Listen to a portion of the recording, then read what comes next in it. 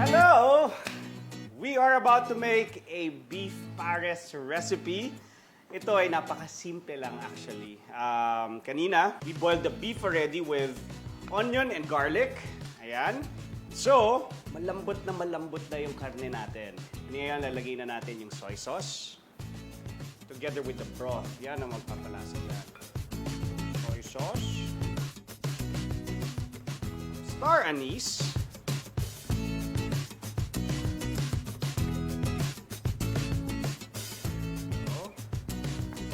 Sugar.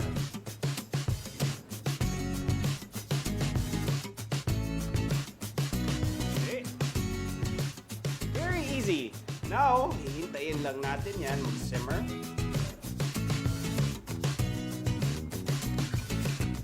Just a bit of salt. And pepper. I know. Smells so good.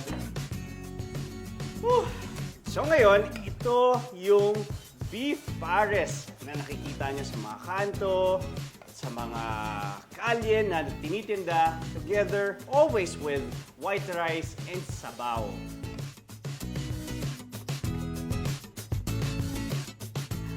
I am hungry! Woo!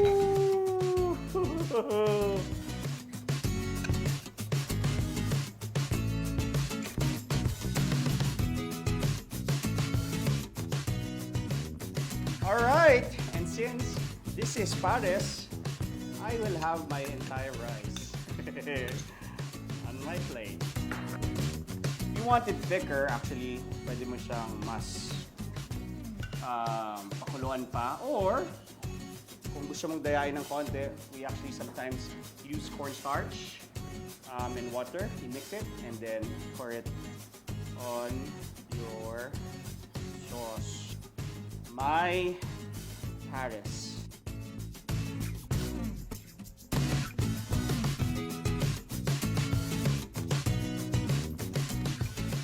Para sa mga hindi makakain sa kanto kasi umuulan, gawin nyo na sa bahay nyo.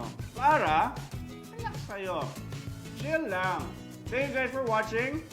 Watch my other videos. Thank you.